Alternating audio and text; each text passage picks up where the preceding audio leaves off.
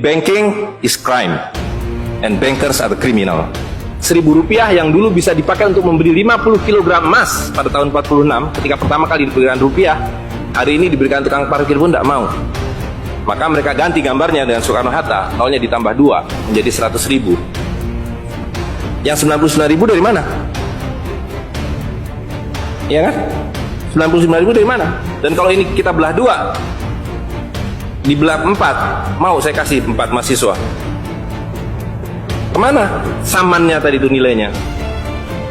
Ya, ini seperti sihirnya Fir'aun yang menjadikan tali sebagai ular. Nah, orang Amerika bilang, pedagang Amerika, saya juga punya kertas sendiri, namanya greenback. Tapi kertas saya punya 10.000 kali lipat dari kertas saudara. Jadi kalau Bapak Ibu sekalian, adik-adik pergi ke Washington sana, ke New York, bawa uang 100.000. Belum tentu mahasiswa punya uang 100.000 kan? Harus bekerja 2 hari untuk mendapatkan uang 100.000. Pergi ke Washington, saya mau beli Coca-Cola 1 botol. Apa mereka bilang? Apa mereka bilang? Ini kertas funny, this is funny paper, gak laku. Tapi siapapun datang ke Ternate dengan $100, you punya cengkeh, berikan pada saya. Saya mau beli, you punya Coca-Cola, tapi saya minta 1 truk. Apa yang kita lakukan? Kita berikan Coca-Cola 1 truk karena mereka bilang, mereka bisa yakinkan kita selembar kertas mereka 10.000 kali lipat dari lembar kertas kita. Dan mereka bilang kita punya kertas tidak laku, mereka punya kertas laku di seluruh dunia. Betul nggak?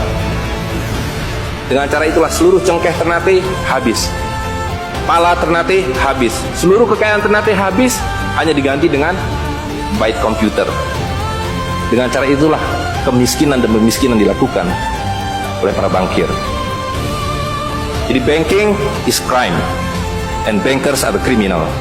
Kalau kita tadi punya uang 100.000, di sini ada 1 handphone, maka berapa harga handphone ini? Ceteris paribus kata ekonom. Maka harga handphone ini ada 100.000, ya kan?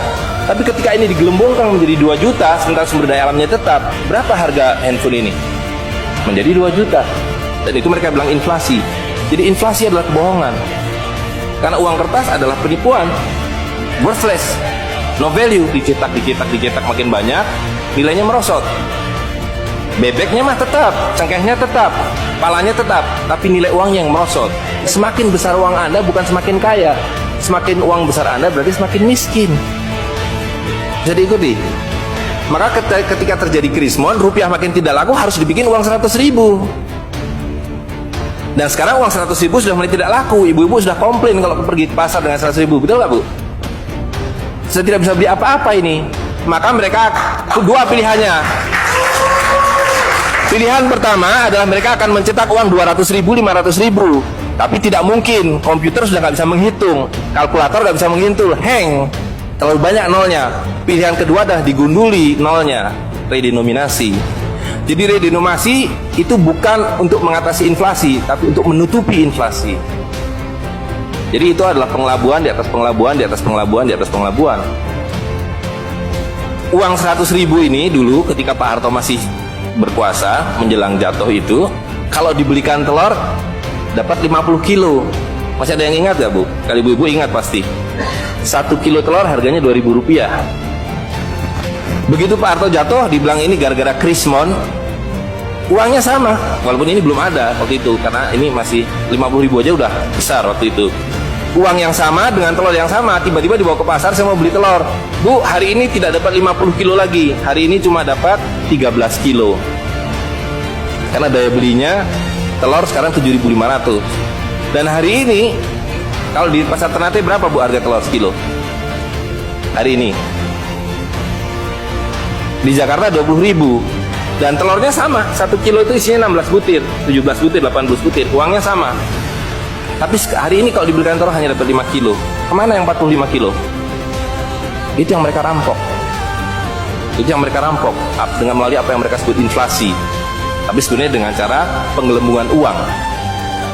Uang kertas itu dimunculkan bersama dengan konsep negara nasional plus hutang negara. You boleh merdeka, tapi you miskin. Rakyat penyakitan, rakyatmu bodoh. Tapi jangan khawatir, saya punya uang. Sekolahkan rakyatmu, bikin pembangunan, saya kasih hutang. Iya kan? Nah, jadi tugas pemerintah itu, republik, adalah satu, mengambil hutang dari bank, menghabiskan utang itu melalui apa yang disebut APBN. Lalu dulu mereka tanya, jadi bagaimana saya membuat APBN? Jangan khawatir, sekolah kan anak-anak perintar kamu ke Berkeley, ke Chicago, ke Harvard. Mereka dididik untuk membuat pembangunan. Lalu dikasih paket hutang dan diajari kalau nggak bisa kirim konsultan seperti John Perkins dan sejenisnya. Lalu ada satu pertanyaan, bagaimana kami membayar hutang kami kalau begitu? Mereka bilang, you punya 200 juta rakyat, pajaki rakyat kalian. Pajaki rakyat kalian. Kalian punya pala, punya cengkeh, habisi hutang kalian. Karena you membayar hutang. Kalau kita hutang $5 miliar setiap tahun, apa mereka kasih berkoper-koper dolar? Apa yang mereka kasih ke kita? Mereka hanya mengetik di komputer $5 miliar, ting, masuk ke Bank Indonesia. Nanti Bank Indonesia tinggal kirim ting ke Bappenas, Bappenas ting ke departemen-departemen itu. Tapi ketika kita mau membayar hutang mereka, bisa kita mengetik di komputer $5 miliar, ting, dibiarkan ke Bank Dunia? Gak bisa, you mesti punya devisa. Dari mana kami punya devisa? You mesti beli dolar kami. Caranya tebang hutan kalian, habisi boksit kalian, habisi mineral kalian. Betul nggak? Nah, jadi itulah yang terjadi di dalam sistem Fir'aun sekarang ini, bahwa pemerintah itu didesain hanya untuk mengambil hutang dari bank, menghabiskan melalui APBN dan proyek, kemudian memajaki rakyat. Karena itu pajak semakin hari semakin tinggi, semakin banyak, semakin tinggi, semakin banyak. Sekali lagi, pemiskinan itu adalah dibikin oleh sistem.